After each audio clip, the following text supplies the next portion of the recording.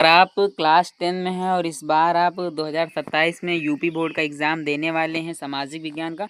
बहुत important video आप लोगों के लिए है, वीडियो ध्यान से देखना। और मैं दावे के साथ कह सकता हूँ जो भी मैं इसमें 70 टॉपिक्स आपको बताने वाला हूँ, इन टॉपिक्स में से ही क्वेश्चन पेपर आएगा। तो वीडियो को ध्यान से और विधिवत तरीके से देखते हुए चलिएगा, ठीक है। मैं हमेशा से इसी चीज़ से वो आपको बताता रहा हूँ कि जो चीज़ें मैं बताता हूँ उसको ध्यान से पढ़ते जाना बहुत ज़रूरी होता है, ठीक है। देखो, इतिहास के बारे में बात करें, इसमें 3 पार्ट होंगे आपकी। हिस्ट्री हो जाएगी, ज्योग्राफी हो जाएगी, पॉलिटिक्स हो जाएगी, ठीक है।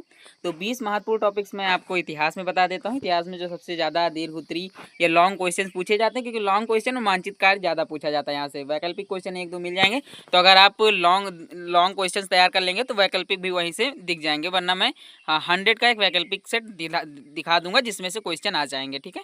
पहला है कि यूरोप में राष्ट्रवाद का उदय। जैसे कारण और प्रभाव आप लोग तैयार कर लीजिएगा, कारण क्या थे और प्रभाव क्या था, उसके बाद उदय क्यों हुआ, और ये सारी चीज़ें इसमें कर लेना। फ्रांसीसी क्रांति जो कि 1789 में हुई थी, इसका राष्ट्रवाद के उदय में क्या योगदान रहा।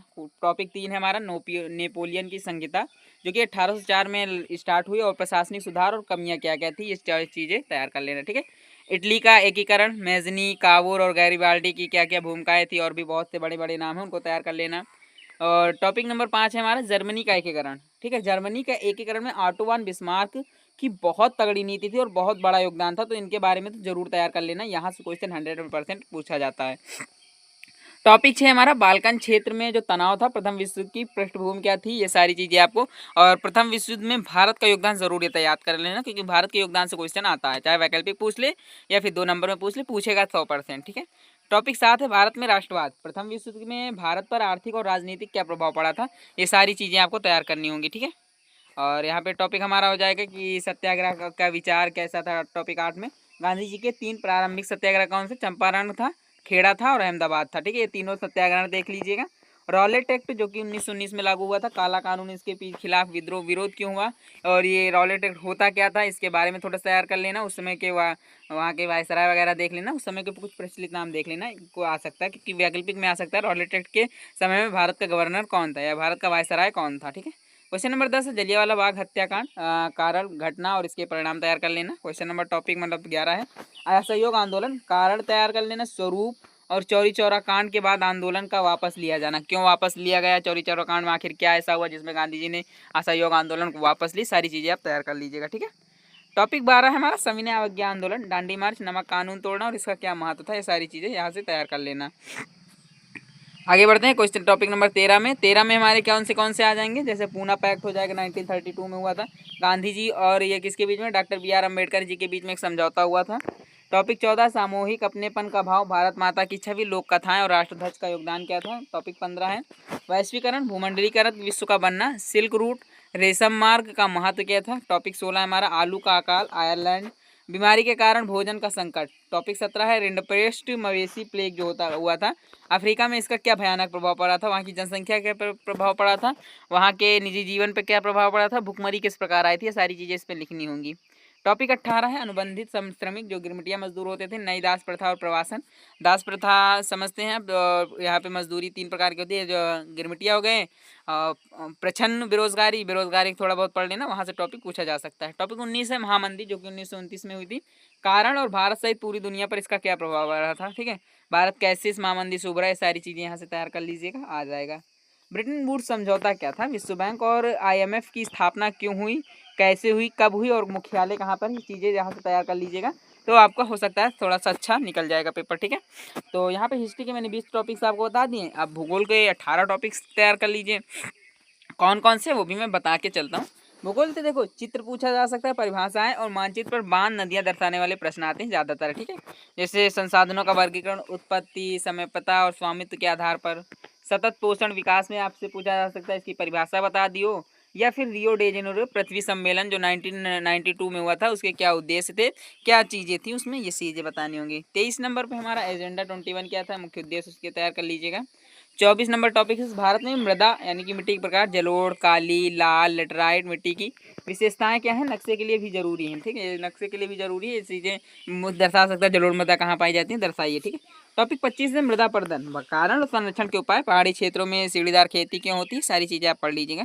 जैव विविधता क्या है, भारत में वनस्पति और जीवों को ह्रास होने के कारण। क्वेश्चन टॉपिक नंबर 27 है आयु जो IUCN है।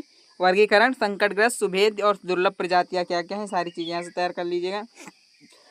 28 है वन्यजीव संरक्षण अधिनियम 1972 में मुख्य प्रावधान क्या थे।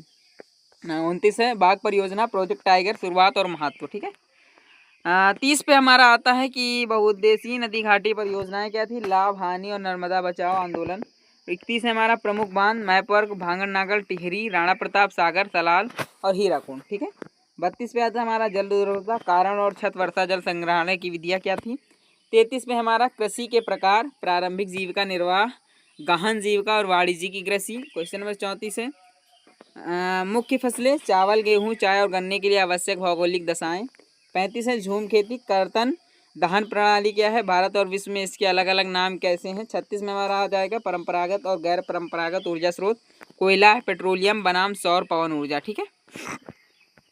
37 नंबर पे हमारा परिवहन के साधन, और जो साधन यहाँ पे हो जाएंगे, सड़क परिवहन कौन से, स्वर्णिम चतुर्भुज, और रेल परिवहन का महत्व क्या क्या है, सारी चीज़ें यहाँ से आपसे पूछी जाएंगी। ठीक है। 38 पे आ जाएगा हमारा अंतर्राष्ट्रीय व्यापार, किसी देश के आर्थिक विकास और का बैरोमीटर कैसे अंतर्राष्ट्रीय व्यापार पर टिकता है, अंतर्राष्ट्रीय व्यापार क्यों किया जाता है, इसके पीछे का कारण क्या होता है, और यहाँ से ये भी किस प्रकार का है GDP ग्रोथ में मतलब कि फ़ायदा करता है। ठीक है। तो यहाँ से हो जाएगा। नागरिक शास्त्र सिविक्स से 16 टॉपिक्स आप लोग तैयार कर लीजिए, कौन कौन से मैं बता देता हूँ और अच्छे से पढ़ लीजिएगा। ठीक है। संविधान, लोकतंत्र और अधिकारों से जुड़े लघु और विस्तृत प्रश्न यहाँ से बनते हैं, जैसे बेल्जियम की समझदारी, जाति बनावट की सत्ता की साझेदारी का मॉडल, श्रीलंका का संकट क्या था, बहुसंख्यकवाद और तीली भाषा की प्राथमिकता देने के परिणाम, गृह युद्ध हुआ था वहाँ पे। ठीक है। 41 में हमारा हो जाएगा सत्ता की साझेदारी की आवश्यकता, युक्तिपरक और नैतिक कारण। ठीक है। सत्ता की साझेदारी के रूप, क्षैतिज और ऊर्ध्वाधर। ठीक है। संघवाद क्या है, परिभाषा और इसकी मुख्य विशेषताएं, राहत में विकेंद्रीकरण 1992 का 73वां और 74वां संविधान संशोधन, और 75 का 42वां संविधान संशोधन जरूर तैयार कर लेना, यहाँ से क्वेश्चन आएंगे। गठबंधन सरकार क्या है, परिभाषा और लोकतंत्र पर इसका क्या प्रभाव था, जाति, धर्म और लैंगिक मसले, राजनीतिक में महिलाओं के प्रतिनिधित्व। 47 है हमारा श्रम का लैंगिक विभाजन, नारीवाद आंदोलन और उनकी मांगे। 48 है सांप्रदायिकता, राजनीति में सांप्रदायिकता के विभिन्न रूप। 49 में हमारा आ जाएगा राजनीतिक दल, परिभाषा, कार्य और लोकतंत्र में इनकी आवश्यकता। दलीय व्यवस्था क्या है, एक दलीय, द्विदलीय और बहुदलीय व्यवस्था के गुण और दोष यहाँ से तैयार कर लीजिएगा। और बात करें अगर 51 की, तो राष्ट्रीय बनाम क्षेत्रीय दल, मान्यता मिलने की शर्तें और उदाहरण। क्वेश्चन नंबर 12 मतलब टॉपिक 12 होगा 52, राजनीतिक दलों में सुधार, दल बदल कानून और चुनावी सुधार के सुझाव। दल बदल कानून क्या है, इसके बारे में थोड़ा सा पढ़ लीजिएगा। चुनावी सुधार किस प्रकार हो सकते हैं, अपने शब्दों में भी लिख सकते हैं, और या फिर हो सकता है आपसे पूछा जाए अपने ही शब्दों में बताएं। ठीक है। आगे बढ़े। 53 में लोकतंत्र के परिणाम, लोकतंत्र की उत्तरदायी, वैध और पारदर्शी सरकार है, सिद्ध करें। 54 पे आ जाएगा हमारे लोकतंत्र की आर्थिक उपलब्धियां, आर्थिक संवर्ध, असमानता में कमी। अर्थशास्त्र में 16 टॉपिक्स आप लोग यहाँ से तैयार कर लीजिएगा। वो कौन कौन से टॉपिक्स हैं मैं आप लोगों को यहाँ से बताते हुए चलता हूँ। ठीक है। अर्थशास्त्र में विकास, रोजगार और बैंक से जुड़े व्यवहारिक प्रश्न पूछे जाते हैं, जैसे कि विकास की अवधारणा क्या, आय के अलावा अन्य लक्ष्य, स्वास्थ्य, शिक्षा, प्रति व्यक्ति आय क्या होती है, परिभाषा और की सीमाएं, मानव विकास सूचकांक जिसे SDI कहा जाता है, UNDP द्वारा विकास मापने के मापदंड क्या है, आर्थिक गतिविधियां, प्राथमिक, द्वितीयक और तृतीयक क्षेत्रों में विशेषताएं। 59 में GDP गणना विधि और तृतीयक क्षेत्र में बढ़ता महत्व। ठीक है। 60 पे बढ़ते हैं। 60 क्या कहता है, 60 कहता है कि संगठित और असंगठित क्षेत्रक दोनों में अंतर और संगठित क्षेत्रकों के श्रमिकों का संरक्षण। बेरोजगारी के प्रकार में प्रछन्न छिपी हुई होती है, बेरोजगारी और मौसमी बेरोजगारी में क्या अंतर है। मनरेगा 2050 जो कि अब 100 दिन के रोजगार की गारंटी योजना। 63 में बताएं मुद्रा और साख, मुद्रा और आधुनिक रूप, चेक, नेट बैंकिंग, UPI। 64 में साख की शर्तें, ब्याज दर, समर्थन, ऋणाधार और जहाँ पे कोलेट्रियल होता है दस्तावेज। ठीक है। 65 में आ जाएगा हमारा औपचारिक और अनौपचारिक ऋण स्रोत क्या है, बैंक सहकारी समितियाँ क्या हैं, बनाम साहूकार और रिश्तेदार। ठीक है। 66 में है भारतीय रिजर्व बैंक, RBI की भूमिका क्या है और स्थापना देख लीजिएगा। बैंकों की कार्यप्रणाली पर नजर रखता है, कैसे रखता है, सारी चीज़ें आपको यहाँ से बताना होगा। 67 स्वयं सहायता समूह, SSG जिसे ग्रामीण गरीबों विशेषकर महिलाओं के लिए महत्व। 68 में वैश्वीकरण, बहुराष्ट्रीय कंपनियों द्वारा विश्व भर के उत्पादन को जोड़ना। 69 में आए तो यहाँ पे 69 क्या होगा, उदारीकरण, लिबराइजेशन, व्यापार अवरोधों को हटाना और विदेशी निवेश यहाँ पे करना, यहाँ पे उदारीकरण में आ जाएगा। ठीक है। उपभोक्ता अधिकार क्या है, उपभोक्ता शोषण के रूप में RTI या उपभोक्ता सुरक्षा अधिनियम। ठीक है, कोपरा।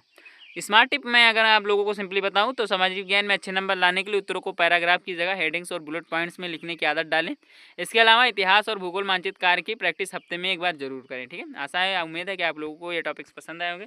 इन्हीं टॉपिक्स के आपके पेपर आने वाला, अगर इन्हीं टॉपिक्स की जैसे और भी विषयों के टॉपिक्स आपको चाहिए तो कमेंट बॉक्स में ज़रूर बताइएगा।